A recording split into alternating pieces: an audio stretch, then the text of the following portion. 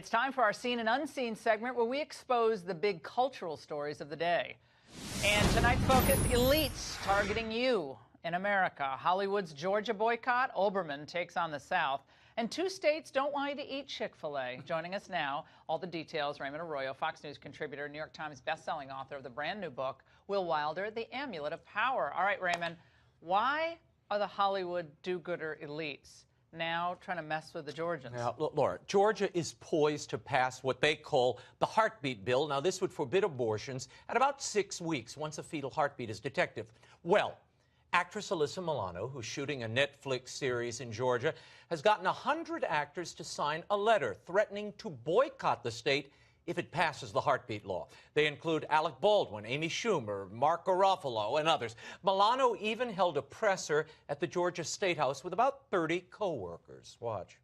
We'd like to remind you that government is never bigger than when it's inside a woman's body or in her doctor's office.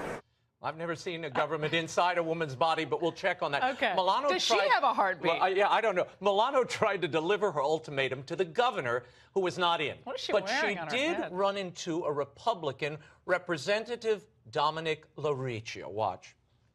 What district of Georgia are you from? I work in Georgia. Do you vote in Georgia? I don't vote in Georgia, I was but just wondering what district you were from. there's 30 people outside that do vote in Georgia that I was going to escort But you in. don't vote in Georgia? Excuse me, don't interrupt me. That I was going to escort in. The congressman, don't interrupt me. Right, well, the congressman asked the right question, Laura. What district are you from? Now, the state of Georgia gives away $300 million or so annually to the film Take 'em industry away. in tax breaks. And this is the thanks they get, bullying from the very people benefiting from their generosity. Laura, do you know the government of Georgia has never done a cost-benefit analysis for the $300 million they give away each year to Hollywood? If they do that, they might find they're not making as much as they're giving out. What would and they restrict those possibly taxes. do in Georgia without Sean Penn traipsing around? Alyssa, who's the boss? I'll tell you who the boss is. It's Trump. Well, Get used to it. in another act of Southern harassment, Keith Olbermann, ESPN anchor, read an article in a local Mississippi newspaper, and it told the story of Hunter Waltman, a hunter who successfully tracked and killed a rare white turkey. Oh. It so enraged Olbermann that he tweeted, "It be rare and beautiful, so me should kill it. This pea-brained scumbag identifies himself as Hunter Waltman, and we should do all our best to make sure the rest of his life is a living hell, and the nitwit clown who wrote this fawning piece should be fired." Well, this led to threats against the hunter and the paper. How does Olbermann think sliced turkey gets to his Balducci's? Does it slice itself in the wild?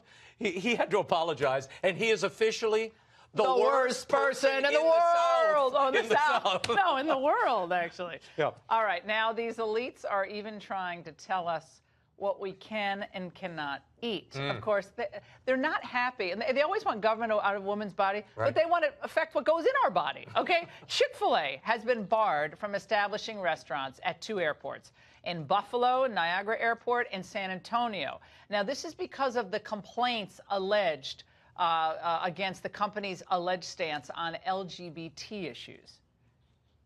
Not an issue to kick Chick-fil-A out of San Antonio. This is about making public spaces available to everybody. I think you should have the right to love and marry whoever you want, but I don't think it would be enough for me to prevent me from going into a Chick-fil-A. I like their food.